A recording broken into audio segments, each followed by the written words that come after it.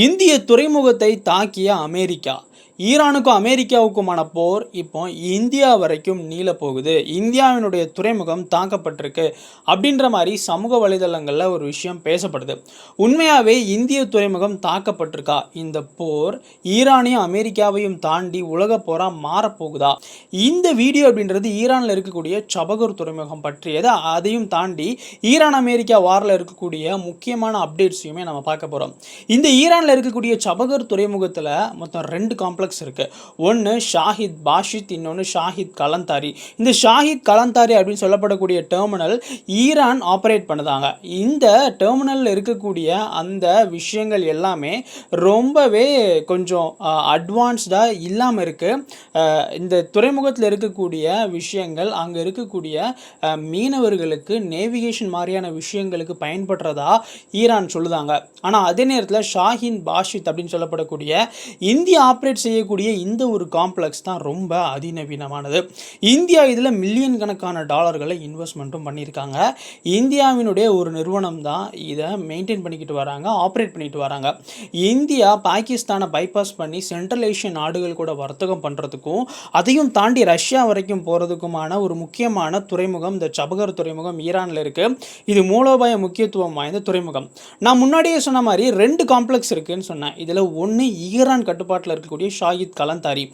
இந்த காம்ப்ளெக்ஸில் இருக்கக்கூடிய ஒரு வாட்ச் டவரை தான் அமெரிக்காவினுடைய படைகள் தாக்கியிருக்காங்க. இந்த படைகள் எங்கேருந்து இந்த தாக்குதலை நடத்தியிருக்காங்க அப்படின்னா கத்தாரில் இருக்கக்கூடிய அமெரிக்கன் ஏர்பேஸில் இருக்கக்கூடிய அமெரிக்கன் சென்ட்ரல் கமாண்டில் இருந்து தான் இந்த தாக்குதல் நடத்தப்பட்டிருக்கு. இதுக்கு அமெரிக்கா என்ன விளக்கம் சொல்லுதாங்க அப்படின்னா, இந்த ஐஆர்ஜிசி ஈரானினுடைய படைகள் வந்துட்டு ஹார்மோஸ் வழியாக கடக்கக்கூடிய கப்பல்களை இந்த ஷாஹித் கலந்தாரியில் இருக்கக்கூடிய வாட்ச் டவரில் இருந்து தான் வாட்ச் பண்ணி தாக்குதாங்க. ஸோ இதை அமெரிக்கா அடித்ததன் மூலயமா இந்த ஹார்மோஸ் வழியாக போகக்கூடிய வர்த்தக கப்பல்களை தாக்கக்கூடிய அந்த ஒரு வலிமையை ஈரான் இழக்கும் அப்படின்ற மாதிரி அமெரிக்கா சொல்லியிருக்கு. நம்ம போன வீடியோவில் பார்த்தோம், இந்திய மாலுமிகள் இருக்கக்கூடிய பல கப்பல்களை ஈரான் தாக்கியிருக்கு. அதற்கு பதிலடியாக தான் அமெரிக்கா இந்த ஒரு விஷயத்தை ஈரான் மேலே நடத்தியிருக்காங்க அப்படின்னு நம்மளால் பார்க்க முடியுது. ஆனால் இதில் இந்திய துறைமுகம் தாக்கப்பட்டிருக்கு அப்படின்னு பரப்பப்படக்கூடிய செய்திகளுக்கு பின்னாடி இருக்கக்கூடிய உண்மை என்னன்னா, இந்தியா ஆப்ரேட் பண்ணக்கூடிய காம்ப்ளெக்ஸ்க்கு எந்த விதமான பாதிப்பும் இல்லை. இந்த சபகர் துறைமுகத்திலேயே ஈரான் ஆப்ரேட் பண்ணக்கூடிய காம்ப்ளெக்ஸ் மேலே தான் அமெரிக்கா தாக்குதல் நடத்தியிருக்காங்க. இதற்கான விளக்கத்தையுமே இந்திய அரசாங்கம் தெளிவாக கொடுத்துருக்காங்க. ஏன்னா ஈரானுடனான இந்தியாவுக்கான இந்த சபகர் துறைமுகத்தினுடைய நீண்டகால ஒப்பந்தத்தை அமெரிக்கா பல நேரங்களில் அங்கீகரிச்சிருக்கு. அமெரிக்கா இந்தியாவுக்கு ஒரு நட்பு நாடு. அப்படி இருக்கும்போது இந்திய துறைமுகத்தை வம்புக்குன்னு தாக்கணுன்ற அவசியம் அமெரிக்காவுக்கு இல்லை. ஈரான் படைகளுக்கு உதவக்கூடிய நோக்கத்திலையுமே ஈரானில் இருக்கக்கூடிய இந்தியா ஆப்ரேட் பண்ணக்கூடிய சபகர் துறைமுகத்தில் இருக்கக்கூடிய ஷாஹித் பாஷித் காம்ப்ளெக்ஸ் எந்த விதத்திலையும் பயன்படலை அப்படின்றதையுமே அமெரிக்காவும் உறுதிப்படுத்தியிருக்காங்க. ஸோ இந்திய துறைமுகம் தாக்கப்பட்டது அப்படின்னு பொதுவாக வரக்கூடிய இந்த செய்திக்கு பின்னாடி இருக்கக்கூடிய உண்மை, தாக்கப்பட்டது இந்திய முனையம் கிடையாது, ஈரானால் ஆப்ரேட் பண்ணக்கூடிய ஒரு முனையம் தான். அதையும் தாண்டி ஈரானில் இருக்கக்கூடிய பல முக்கியமான பாலங்களை அமெரிக்கா அழிக்காங்க. ஈரானில் அமெரிக்கா தாக்குதல் ஆரம்பித்து அமெரிக்க படைகள் ஈரானினுடைய துறைமுகங்களை சுற்றி நின்றுக்கிட்டு இருக்கக்கூடிய காரணத்தினால பல மில்லியன் கணக்கான டாலர்கள் அளவுக்கான ஈரானினுடைய எண்ணெய் வர்த்தகம் பாதிக்கப்பட்டிருக்கு.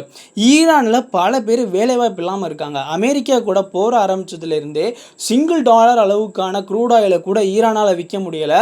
ஈரானினுடைய முக்கிய வர்த்தகமாக க்ரூட் ஆயில் விற்கிறது தான் இருக்குது. ஈரான் எந்தெந்த துறைமுகங்கள் எந்தெந்த ஈரானுக்கு சொந்தமான தீவுகள் வழியாக கச்சா எண்ணெயையோ இல்லை இந்த ரிஃபைன் பண்ணப்பட்ட பெட்ரோலையோ டீசலையோ மற்ற நாடுகளுக்கு அனுப்புதாங்களோ அதை அமெரிக்கா குறி வச்சு தாக்குதாங்க. இந்த போர் முடிஞ்சதுக்கப்புறம் ஈரான் மிகப்பெரிய அளவில் பொருளாதாரத்தில் பின்னடைவை சந்திப்பாங்க. ஆனாலும் கடைசி வரைக்கும் போரை விட்டுறக்கூடாது அப்படின்ற உறுதித்தன்மையில் ஈரான் தலைவர்கள் இருக்காங்க அப்படின்றத நம்ம இதிலேருந்து தெரிஞ்சுக்கிடலாம். ஏன்னா பிஸ்னஸே நடக்கலை, அவங்களுடைய துறைமுகங்கள் அவங்களுடைய தீவுகள் தாக்கப்படுது அப்படின்ற பட்சத்துலையுமே அமெரிக்காவுக்கு எதிராக உறுதியாக நிற்காங்க அப்படின்னா அவர்கள் டொனால்ட் ட்ரம்ப் சொன்னது மாதிரியே அதிகப்படியான சுயமரியாதை மிக்கவர்கள் அப்படின்றது இங்கே தெரிய வருது. ஆனால் ஈரான் தலைவர்களை தாண்டி ஈரானில் இருக்கக்கூடிய கோடிக்கணக்கான மக்கள் அமெரிக்காவுடனான ஈரான் போரின் மூலமாக பாதிக்கப்படுறாங்க அப்படின்றதும் இங்கே நம்ம பார்க்க வேண்டிய ஒரு உண்மை தான். இந்த போரில் யார் முதல்ல கண் சிமிட்டுவாங்க அப்படின்றது தான் உலக நாடுகள் பார்க்கு. ஆனால் இந்த போரினால் அமெரிக்காவுக்கு ஏற்படக்கூடிய அந்த ஒரு பாதிப்பை விட கடந்த 45 வருஷமாக பொருளாதார சிக்கலில் இருக்கக்கூடிய ஈரான் மக்களுக்கு இது மிகப்பெரிய அடியாகத்தான் இருக்கும்.